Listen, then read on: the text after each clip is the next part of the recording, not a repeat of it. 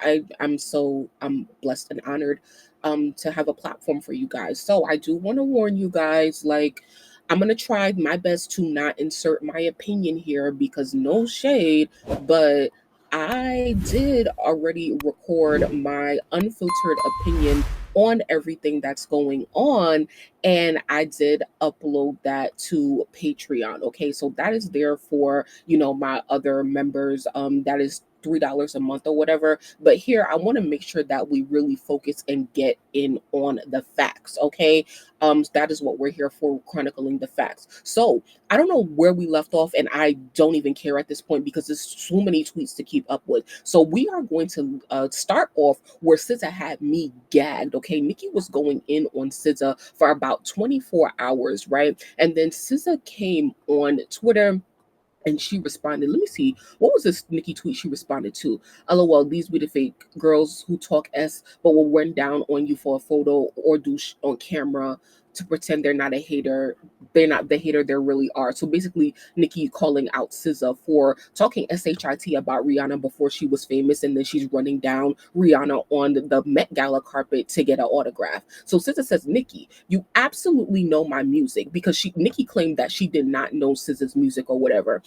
She said, you know my music and what I contribute because you've asked for features twice to no response, in addition to rapping my lyrics on Feeling Myself, cooking up that bass, looking like a kilo, he just wanna taste, begging. Okay, so she said, LOL, you're having a moment. I'm not sure why, but be blessed. So I'm gagging my head off because, I think, like, I don't know why we feel like people will not respond to Nicki. SZA just did what all of the female rappers could not do, and I'm really here for it. Okay, because yeah, you gotta gag the girls sometimes. So she included these text messages saying, hey, it's Nicki. That started to become a trend, and the person said Minaj, and she says, yeah, how are ya? So how are you? It kind of sounds like Nicki's voice. It kind of looks like the way that Nicki type and stuff like that.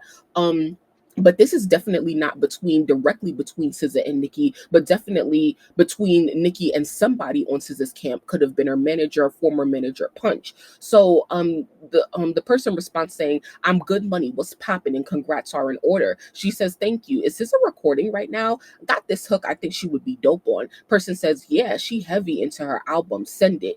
Nicki says, okay, I'll just send the hook first. If she with it, I'll send the files to an email. Give me a sec. The person says, bet. Nicki sends a song that's called Don't Do with open verses. It's the hook and the outro. Okay, so once again, this is SZA. She's dropping receipts on the timeline at this point. Now Nicki goes like silent for a half an hour, and then she went on Station Head. She said that like she's no longer engaging with SZA, or no longer ignoring SZA. And of course, like I do have thoughts about that, because she was dragging SZA. If we look at the timestamps, she was dragging SZA up until 10:51 p.m. SZA responded at, oh my God, 11:19 p.m. So that is about 30 minutes, right? So Nicki stops dragging. 30 minutes later, SZA finally responds. So my thing is, how are you all of a sudden done with talking to her when you was just dragging her 30 minutes ago? So I didn't really like that. So she went on Station Heads, saying something about like the text messages is fake and whatever, and she ain't engaging or whatever. And I was just like, no, like not feeling that, especially because SZA dropping receipts or whatever. Think whatever you want, whether it's real or not. Just like, okay, like So I didn't really care for that at all. Now we're gonna go. As you see, I'm scrolling Nicki page because we going all the way back to Nicki starts talking about like her documentary, and I don't really want to read all of that. We'll get into that another time, especially Barb's, because that's really Barb business right there. Please like the video and subscribe. Shout out to all of my new subscribers. I really do appreciate you guys coming through. But y'all really got to make sure y'all get to the end of the video, because we are going to talk about her response to SZA and her going in on Punch, SZA's former manager. All right, so let's go back through these tweets. Okay, the next morning, Nicki comes back on Twitter saying, hey, it's Nicki. So now she is making reference to the text messages that was shared, and it starts a trend, right? So hey, it's Nicki. Minaj? No, the Knickerbockers. What that mean, y'all? Like, I don't get it. I don't know what that is. She said, we'd like to know if when you play basketball, if your freckles wipe off when you sweat. Otherwise, we'd like to offer you a once in a lifetime chance to play for the New York Knicks. Okay, I don't know nothing about sports, so y'all gotta break that down for me. Nicki once again says, "Hey, it's 30 million listeners that miraculously vanish." Okay, so she talking about a streaming bots. She says, "Hey, it's Tony the Tiger." No, Busby Bumbleina. I'm still not really getting it here because I mean, Tony Busby, that's JC Lawyer, and then Bumbleina SZA's new nickname or whatever. So I guess, but like, it's not really hitting for me. So then here she says, "Hey, it's Justin. OMG Bieber? No, this just in. TDE exec allegedly went to Dr. Now for his weight loss journey, and they just called him and said it's time to do the loose skin part now, allegedly." So here she is talking about Punch T or SZA's manager, and yeah, I didn't really like this at all.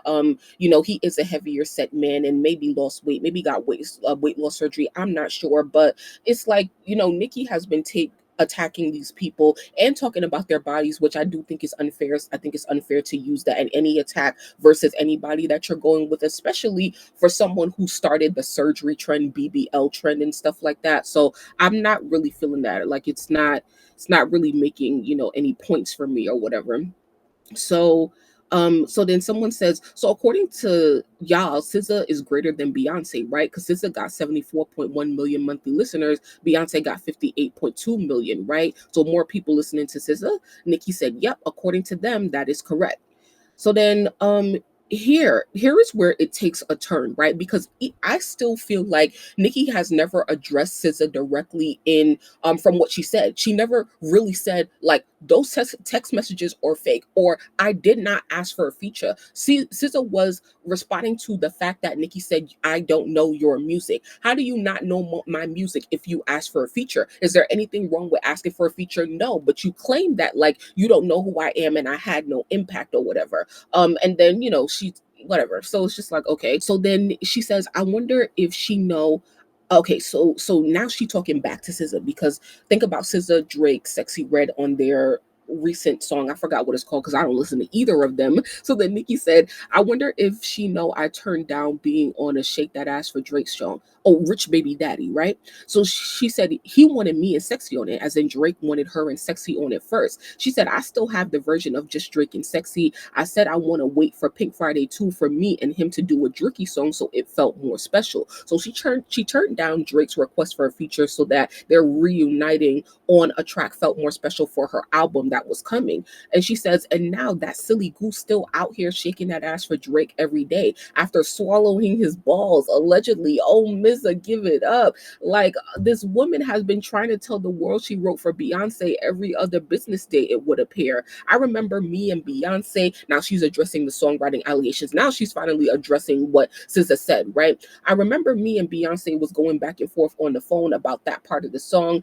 Beyonce was like, if you sing it. And I was like, no, you sing it. She was like, no, you sing it. And I was like, please, I can't sing. She said, y'all, why Beyonce said with a straight face, yes, you can, in that calm Texas drawl. None of us wanted to sing those lyrics.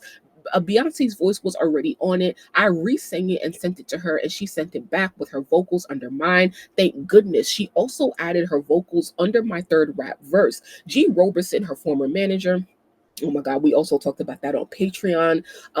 G. Roberson gave me that song with Beyonce's voice on it. Then Beyonce convinced me to re-sing that cooking up that bass part. Oh, cut it out. Took the bitch 2 days to be coach on what to say and do next. These bitches have no identity and can't think off the top of their heads if you paid them to. So she's saying basically SZA was coached in her response. And I mean, yeah, that could very well be the case, because SZA did take over a day to respond, and she came back with text messages that weren't hers. Somebody obviously had to look for them and send them to her, because she didn't directly communicate with Nicki over whatever business they were talking about. It was someone on her team. Now here's the thing, like all of that makes sense to me. And even what Nicki is saying in her talking about like who sang the part where SZA wrote for them on Feeling Myself or whatever song it is. Like, okay, cool, like that all makes sense or whatever. But I